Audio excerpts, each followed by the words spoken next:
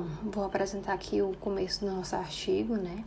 Que é o direito à saúde no Brasil em face à pandemia da Covid-19. É o grupo composto pela Adriana Veiga, Ana da Cristina, Luzia Lara, Maria Rafaela, Roberta Souza, que sou eu, e Vitória Andrade. Bom, o mundo, né, ele tem sido devastado desde o final de 2019 pela Covid-19, uma pandemia que a gente já sabe que surgiu na China, né, e se alastrou pelo mundo todo. E aí, diariamente, a OMS, ela tem emitido recomendações, né, aos países. E o Brasil não ficou de fora. E quando, em março do ano passado, né, o governo federal, ele decretou um estado de calamidade pública justamente pelos números crescentes de mortes diariamente e exames positivos, né, pela Covid. E aí, o objetivo desse artigo vai ser justamente essa investigação, né, da pandemia e sua influência no modus operandi do Sistema Único de Saúde, o SUS. As suas principais implicações na luz dos direitos, os principais divergências e convergências, né, em relação a outras nações. E aí, o nosso artigo ele foi feito em cima de uma pesquisa bibliográfica, né, já realizada pela análise de materiais que foram publicados na literatura, né, como artigos científicos divulgados no meio eletrônico. Agora eu vou dar continuidade ao trabalho. Antes de adentrarmos na questão do sistema de saúde do Brasil, vamos falar um pouco sobre a pandemia do novo coronavírus. A Covid-19 é uma doença causada pelo coronavírus SARS-CoV-2, que apresenta um quadro clínico que varia tanto de infecções assintomáticas até quadros respiratórios bem graves. O novo agente do coronavírus ele foi descoberto dia 31 de dezembro de 2019 em casos na China.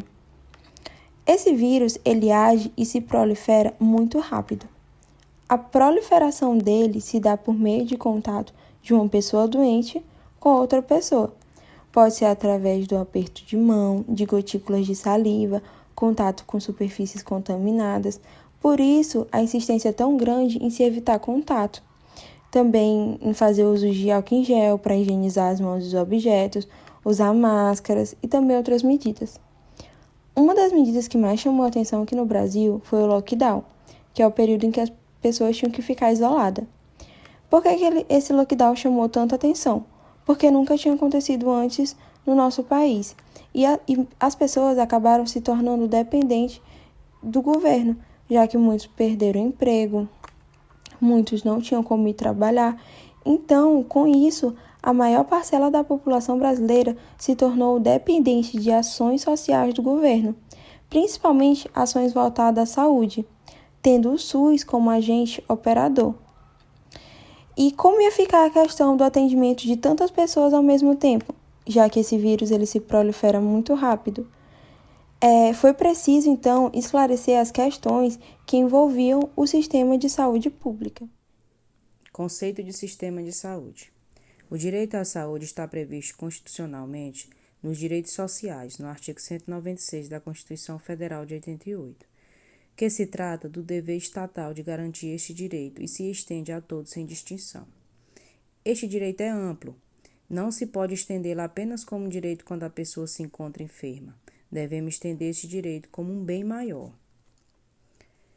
Existe sobre o sistema de saúde os componentes do sistema de serviço de saúde, que são arquitetura, fisiologia e instrumentos, e os de sistema de saúde, que são a população e instituições prestadoras de serviço. E para que esses dois últimos sejam conectados, é necessário um mediador coletivo, que nos sistemas públicos é o Estado. O Estado não tem que ter custo nenhum para o cidadão, o Estado tem que ser responsável. No princípio da universalidade do atendimento. Este princípio tem sido muito criticado, pois não absorve de modo abrangente o contingente populacional brasileiro, o que em tempos de crise, como a que estamos atravessando, da pandemia, não teria capacidade de provisão assistencial.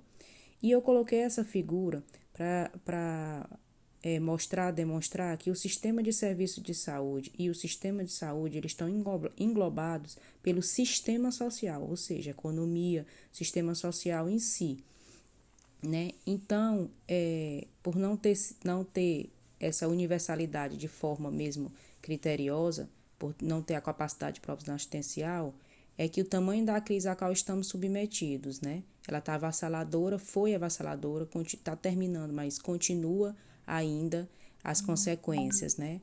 A população em pânico ficou isolada socialmente sem levar em conta os danos econômicos, o que pode gerar escassez de alimento, né? Que gerou e ainda está gerando, e a crise política estrutural. Entes federativos que não se entende, os poderes federais que divergem e os políticos que fazem politicagem com a situação.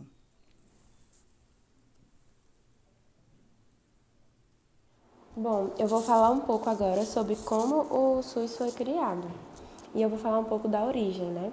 Bom, em 1986, a 8ª Conferência Nacional de Saúde lançou os fundamentos da mais ousada iniciativa pública do setor de saúde do Brasil, né? Que é oferecer saúde de forma igualitária. E aí, junto com a consolidação da promulgação da Carta Magna de 88, veio essa iniciativa, né? Tornando a saúde um direito social e um dever do Estado. Aí ele fala no artigo que a saúde é um direito de todos, um dever do Estado, garantido mediante políticas sociais e econômicas que visem a redução do risco de doenças e de outros agravos e ao acesso universal e igualitário às ações e serviços para sua promoção, proteção e recuperação. Isso é o que fala no artigo 196 da Constituição, que foi promulgada nessa época, né? No período de 89 e 90, vão ser editadas as leis 8.080 e 8.142, que falam sobre o SUS e sobre a Lei Orgânica de Saúde, fazendo com que os estados e os municípios se adequassem a essas novas mudanças sob o molde constitucional. E aí a gente vai ver também que a Constituição de 88 ela incorpora conceitos, princípios e uma nova lógica de organização da saúde e da reforma sanitária, que são expressos em alguns artigos e eu vou falar um pouco sobre eles. O conceito de saúde entendido numa perspectiva de articulação de políticas econômicas e sociais, a saúde como direito social universal, derivado do exercício da cidadania plena e não mais como direito previdenciário, a caracterização dos serviços e ações de saúde como de relevância pública, a criação de um sistema único de saúde descentralizado, com um comando único em cada esfera do governo, com atendimento integral e participação da comunidade e integração da saúde e seguridade social. Esses são alguns tópicos da Constituição de 88, na época da criação do SUS, o que era desde já assegurado, né?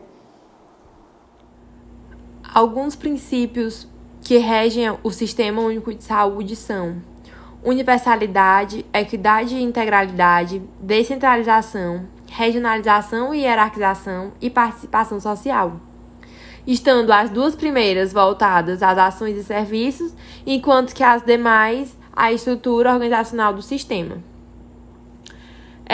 As dificuldades e desafios do SUS. Apesar do Brasil ter um excelente sistema de saúde, se não for um dos melhores do mundo, poderia ser muito melhor se não fosse algumas falhas que acarretam deficiências no sistema como todo.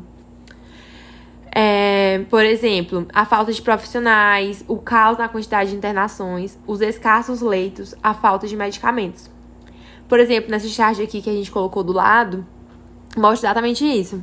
A moça fala, mas se você não tem nada, por que tá na fila do SUS? Aí o rapaz fala, é que até eu ficar doente, né, eu ser atendida, eu vou ficar doente. Então, é realmente um caso muito sério, a demora no atendimento. O direito à saúde no Brasil. O direito à saúde também é uma consequência, junto ao SUS, do movimento de reforma sanitária no final da década de 80.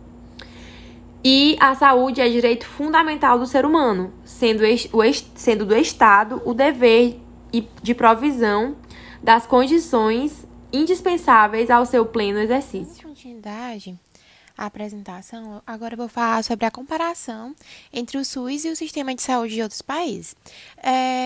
O artigo ele começa fazendo uma pergunta, que é: estaria o Brasil menos preparado se comparado a outros países? E aí a resposta que ele dá é que, segundo a Organização Pan-Americana de Saúde, a comparação entre os sistemas de saúde, ele deve ser levado em conta tanto a consideração dos recursos materiais, humanos, financeiros, tecnológicos, organizacionais, e para que essas demandas e ofertas de serviço ela seja considerado tanto a acessibilidade, a distribuição e a qualidade.